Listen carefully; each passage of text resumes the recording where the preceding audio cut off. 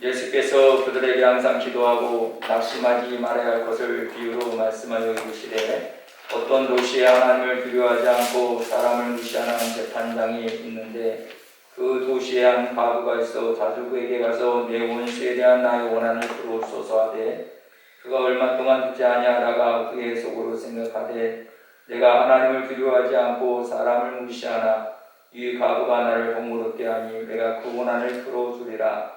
그렇지 않으면 늘 와서 나를 괴롭게 하리라 하였느니라. 주께서 또 이르시되 불의한 재판장이 말한 것을 들으라. 하물며 하나님께서 그 밤낮 부르짖는 택하신 자들의 원한을 풀어주시지 아니하시겠느냐. 그들에게 오래 참으시겠느냐. 내가 너희에게 이르노니 속히 그 원한을 풀어주시리라. 그러나 인자가 올 때 세상에서 믿음을 보겠느냐 하시니라. 아멘. 오늘 말세에 가져야 할 믿음이라고 하는 말씀으로 말씀을 드리려고 합니다. 믿음의 종류가 참 많아요.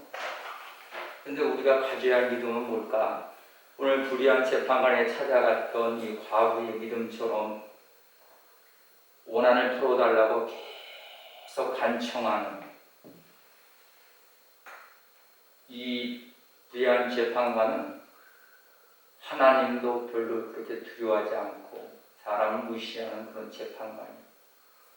그럼에도 불구하고 오늘 과부의 원한을 들어줬다는 거예요. 왜 그랬을까요?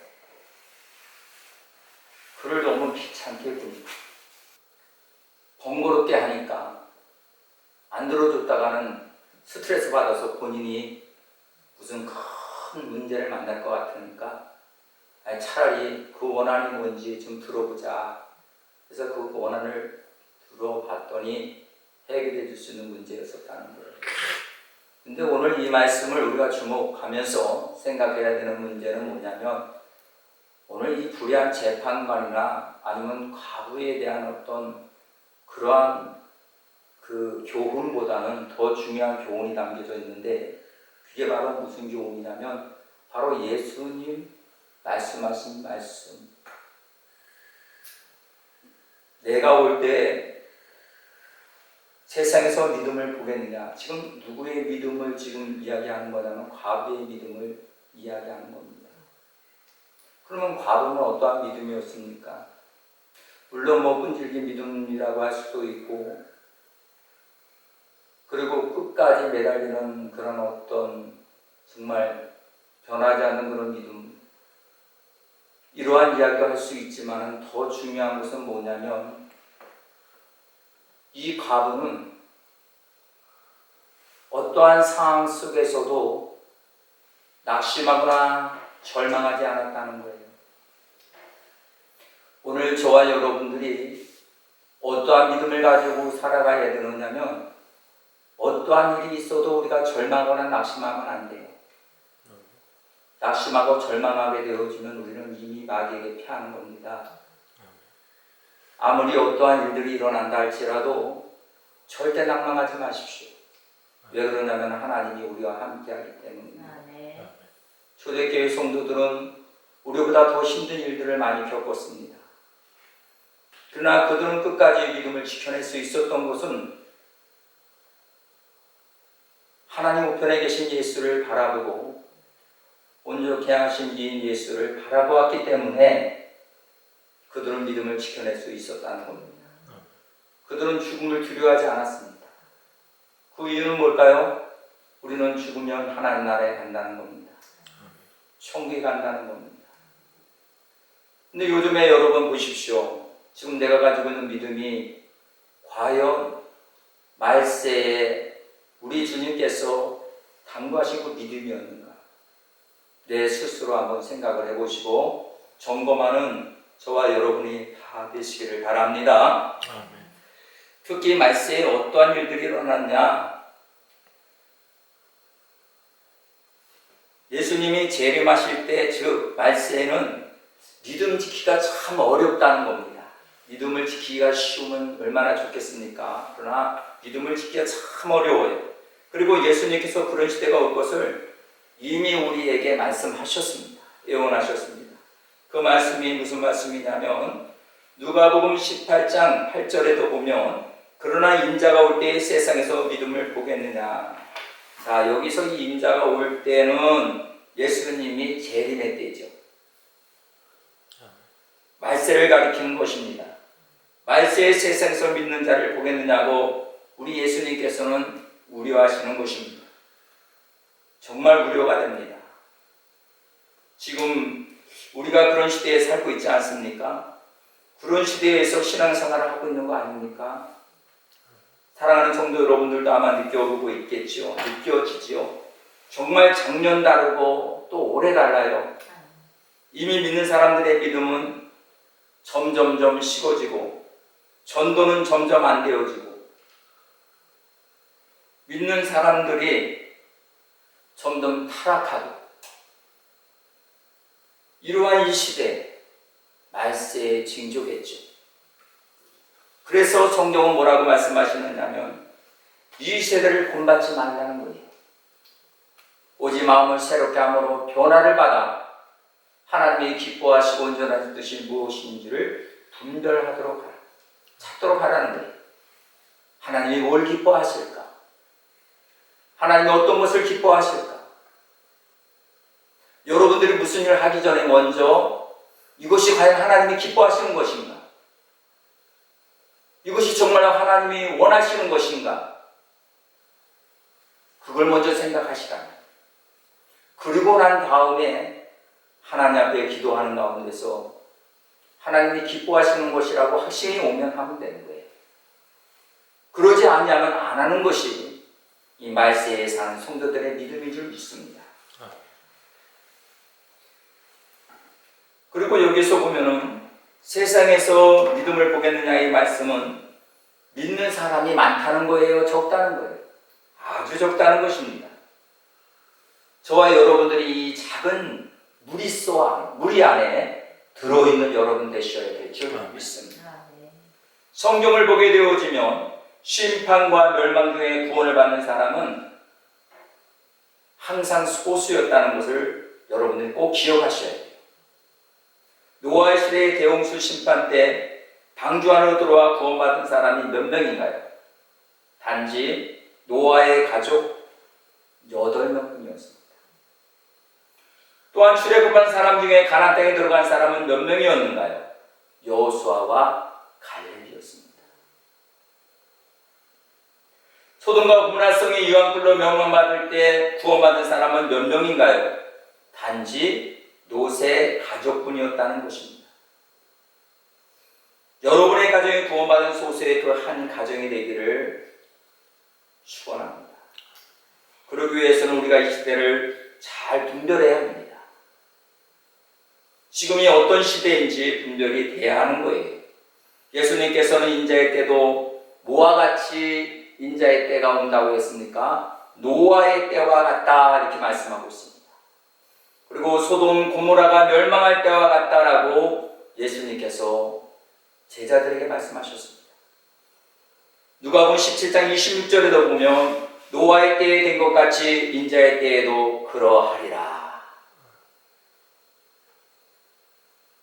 17장 27절에도 보면 노아가 방주에 들어가던 날까지 사람들이 먹고 마시고 장가들고 시집가더니 홍수가 나서 그들을 다 멸망시켰으며 누가복음 17장 28절에도 또 롯의 때와 같으니 사람들이 먹고 마시고 사고 팔고 심고 집을 짓더니 누가복음 17장 29절에도 보면 롯이 소돔에서 나가던 날에 하늘로부터 불과 유황이 비오듯 하여 그들을 멸망시켰느니라. 지금 시대가 꼭 그렇지 않은가요? 사람들은 온통 노아의 시대와 같이 먹고 마시고 장가가고 시집가는 일에 빠져 살지 않습니까?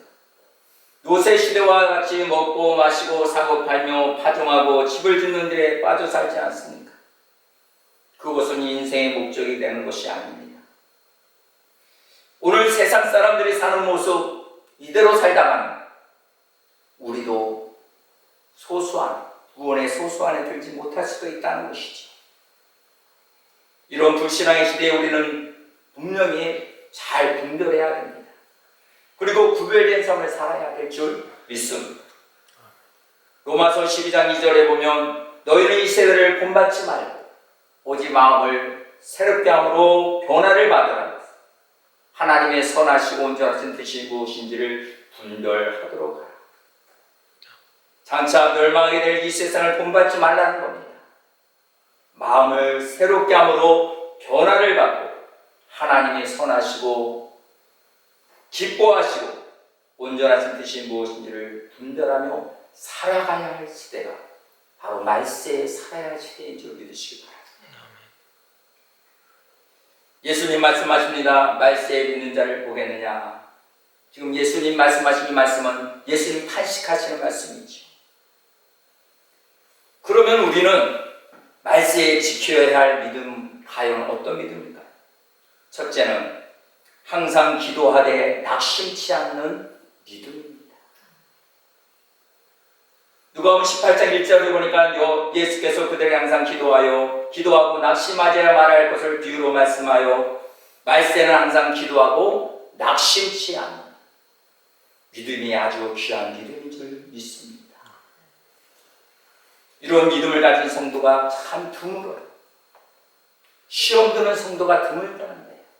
낙심하고 좌절하고 또 조금 무슨 일이 생기면 금방 믿음이 그냥 식어지고 금방 무엇인가 이루려고 하다가도 금방 마음의 상처를 받으면 금방 그냥 믿음이 식어져 버려요. 그러한 일들이 말세에 나타나는 것들이죠. 그렇기 때문에 오늘 여기에서 말세의 믿음 중에 가부를 들어서 말씀하시는 겁니다. 여기 가난한 가부가 불의한 재판을 찾아갈 때 그 태도와 비슷하지 않습니다. 그때 불의한 재판장은 힘없고 뇌물도 주지 않는 가난한 가부를 무시했다는 것입니다. 그러나 한 많은 가부는 포기하지 않냐. 집요하게 찾아가서 귀찮게 하며 간청했다는 것. 결국 재판장이 손을 들고 과부의 청을 들어주었다는 겁니다. 18장 5절에 보니까 이 과부가 나를 번거롭게 하니 내가 그 고난을 풀어주리라. 그렇지 않으면 늘 와서 나를 괴롭게 하리라. 이 비유가 주는 교훈은 명백합니다. 우리도 이 과부처럼 항상 기도하고 낙심하지 말아야 한다는 거예요. 항상 기도하라. 쉬지 말고 기도하라. 주님의 뜻입니다. 말세에는 여러분 시험에 들지 아니하기를 깨어 기도해야 해요. 항상. 예수님은 감람산에 올라가셨을 때 습관을 쫓아서 올라갔습니다. 그냥 자연스럽게 올라가는 거예요. 무슨 일이 있어서 계획한 대로 가는 게 아니라 예수님께서는 항상 기도에 항상 우선순위를 두었다는 것입니다. 저와 여러분들 우선순위를 어디에 두고 있습니까? 예수님은 항상 아버지에게 우선순위를 두었다는 것입니다. 기도는 아버지의 뜻을 이루는 하나님의 도구요. 하나님의 사랑이요. 기도는 하나님이 우리에게 주시는 천국의 열쇠입니다. 먼저 아버지의 뜻을 구하는 것이 기도입니다. 그 뜻을 이루기 위해서 우리는 기도라고 하는 통로를 통해서 하나님의 뜻을 알게 되어지고 기도라는 통로를 통해서 주님의 깊은 교제를 가지게 되어지는 것입니다. 그래서 주님과 함께 깊은 교제를 함께 함으로써 아버지의 마음을 알고 아버지의 뜻을 알 때 아버지를 기쁘게 드릴 수 있는 주님의 자녀가 되어질 줄 믿습니다. 그 다음에 주님의 말씀을 들어보십시다. 누가복음 18장 7절에 보면 하물며 하나님께서 그 밤낮 부르짖는 택하신 자들의 원한을 풀어주지 아니하시겠느냐. 그들에게 오래 참으시겠느냐. 이것이 우리가 끝까지 기도하고 낙심치 말아야 할 이유라고 볼 수가 있습니다. 아무 힘없고 가부라도 불의한 재판장을 찾아가 자기의 소원을 관철시켰다고 한다면 하물며 성도들이라 하나님의 자녀들이라고 하면서 하나님 앞에 나아가 기도하는데 하나님께서 우리의 기도를 들어주시지 아니하시겠느냐. 사랑하는 성도 여러분, 저와 여러분 누굽니까? 하나님이 택하신 자녀예요.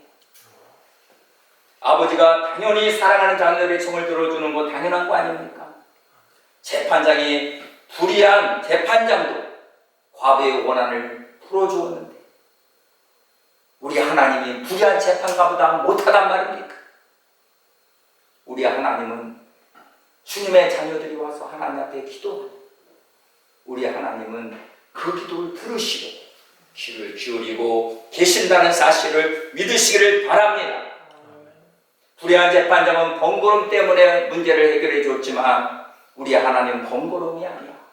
저와 여러분들이 날마다 하나님 앞에 나와서 부르짖고 기도하기만 하면 하나님은 너무너무 기뻐하신다는 사실. 찬송하실 때 하나님 너무 기뻐하셔요. 기도할 때 하나님 너무너무 기뻐하셔요. 얼마나 하나님 기뻐하시는 줄 알아요? 성경에 이렇게 기록되어져 있잖아요. 너는 나와 같이 변론하자. 좀 나하고 좀 이야기하자. 그 얘기. 네가 죄를 지었다 할지라도 내가 깨끗하게 해줄 거라는 거예요. 네가 불의한 일을 했다 할지라도 다 용서해 주겠다는 거예요. 주님을 이쁘시고 의로우사 모든 죄를 사하여 주신다는 거예요. 뭐하며? 자백하는 거예요. 하나님 앞에 나와서 솔직하게 고백하는 거예요.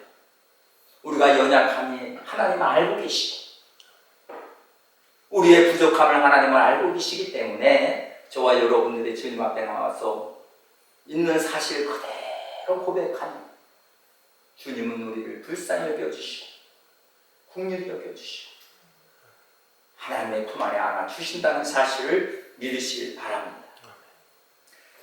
그렇기 때문에 하나님 우리에게 좋은 걸 주시길 원하시는 거예요. 귀한 걸 주기를 원하시는 거예요. 그분이 바로 아버지예요. 로마서 8장 32절에 이렇게 말씀하고 있습니다. 자기 아들을 아끼지 아니하시고 우리 모든 사람을 위하여 내주시니가 어찌 그 아들과 함께 모든 것을 우리에게 주시지 아니하시겠느냐. 그렇습니다. 하나님은 불의한 재판장이 아닙니다. 사랑의 하나님이십니다. 또한 능력도 많으신 분입니다. 우리는 하나님의 택하신 자녀들입니다. 근데 왜 낙심합니까? 왜 기도하지 않습니까? 아무 힘없는 가부도 불의한 재판장을 통해 자기의 문제를 해결하는데 자녀들이라고 하는데 왜 문제를 해결받지 못한단 말입니까? 그것은 바보 같은 짓이 아닐까요? 예를 들어 어떤 집에 아주 중요한 문제가 생겼어요. 그런데 이 문제는 법원의 판사를 알아야 해결이 되는 문제입니다. 해결받기가 참 힘들겠죠. 그런데 어떻게 해결받은 것입니까?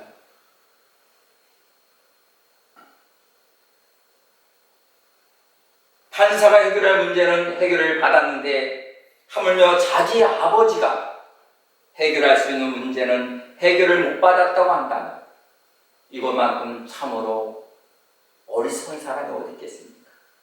불의한 재판관에게 해결을 받았다고 합니다. 사랑의 하나님 아버지 앞에 해결을 못 받는다면 이건 정말 얼마나 큰 문제가 아닐 수 없는 거예요. 다만 왜 그럴까요? 포기하기 때문에 그래요. 실망하기 때문에 그래요. 낭망하기 때문에 그래요. 그러니 여러분 끝까지 포기하지 마십시오. 하나님은 우리를 사랑하시기 때문에 예수님이 이 세상에 보내주시고 십자가에 피 흘려 죽기까지 우리를 사랑하신 그 예수님, 우리의 죄를 대속하셔서 대신 그분이 그 모든 죄를 짊어지신 분이시죠. 그분을 보내주신 분이 하나님이시죠. 그분에게 여러분들이 나와서 기도하며 하나님은 미쁘시고 로사 우리의 죄를 사하여 주시고 우리를 제하여 주시고 우리를 깨끗하게 해주시고 우리의 연약함을 우리 주님이 치료해 주시고 고쳐주셔서 날마다 주 안에서 믿음으로 승리하고 그래서 여러분들 첫사랑을 잃어버리지 않냐고 끝까지 여러분 첫사랑을 소유함으로써 주님이 언제 오시든지 간에 우리가 준비되어진 자로서 신부단장된 자로서 주님 앞에 나아갈 수 있다는 사실 믿으시기를 바랍니다. 결론을 냈습니다. 끈질긴 믿음, 어떤 믿음이에요? 항상 쉬지 않고 기도하는 믿음. 하나님 앞에 항상 낙심하지 아니하고 좌절하지 아니하고 포기하지 아니하고 우리 하나님 선하신 하나님, 좋으신 하나님 그분에게는 모든 문제가 해결되어지는 그분, 능력이 있는 분, 그리고 사랑이 많으시는 분, 우리의 기도를 들어주시는 분, 그분을 우리가 확실하게 믿고 주님 앞에 나와서 기도할 때, 기도가 혹시나 응답이 늦어진다 할지라도 낙심하지 마시고 끝까지 하나님을 믿는 그 믿음으로 살아가는 저와 여러분 되시기 바랍니다. 그게 말세의 믿음이에요. 말세에 우리가 가져야 할 믿음은 실망하지 않는 믿음이에요. 낭망하지 마세요. 좌절하지 마세요. 포기하지 마세요. 어떠한 일이 있어도 주님 우리와 함께 하십니다. 하나님 우리를 도와주십니다. 하나님이 우리를 들어 사용하여 주십니다. 하나님 반드시 승리케 하십니다. 반드시 하나님 우리와 함께 하심으로 반드시 우리를 저 천국으로 인도해 주실 아버지이심을 믿으시기 바랍니다. 그리고 우리를 고아져버리지 아니하시기 위하여 우리를 돕기 위해서 보내주신 성령님이 계십니다. 그분을 여러분들이 의지하십시오. 그분을 인격적으로 대하십시오. 그리고 그분에게 항상 물어보십시오. 하나님 내가 어떻게 해야 될까요? 성령님 내가 어느 길을 가야 될까요? 성령님 내가 어떻게 해야 될까요? 이 문제 속에 어떤 문제 속에 하나님 나는 이 좌절 속에 빠져 있으니 성령님 나의 갈 길을 인도해 주시옵소서. 하나님의 말씀은 살아있고 운동력이 있어. 자유날 성문보다 더 예리하고 영과 혼과 관절기 구슬을 찔러 쪼갠다고 했으니까 이 말씀을 통해서 하나님 아버지 나의 모든 것을 고쳐주시고 그릇된 길을 가지 않게 해주시고 진리의 길을 걸어가게 하옵소서. 기도하고 우리 주의 성령님께서 여러분에게 함께 하셔서 여러분이 알지 못하는 그 길이라고 할지라도 하나님의 성령으로 보여주시고 성령으로 비춰주시고 성령으로 인도하여 주시고 성령으로 도와주셔서 승리의 삶을 살게 될 줄 믿습니다. 기도하겠습니다.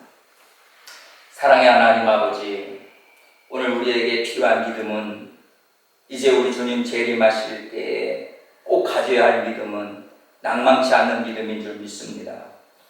우리가 쉬지 않는 믿음인 줄, 아버지 쉬지 않냐고 기도하는 그러한 기도하는 하나님의 사람이 필요한 줄 믿습니다. 오늘도 이 시간에도 이 말씀 붙들고 우리 모두가 주님 오실 때에 우리 모두가 주님 앞에 설 때 부끄러움이 없는 정말 하나님 살아있는 믿음을 가지고 주님께 영광 돌리는 그 자리에 우리가 다 있게 하여 주옵소서. 감사드리며 예수님 이름으로 기도하옵나이다. 아멘.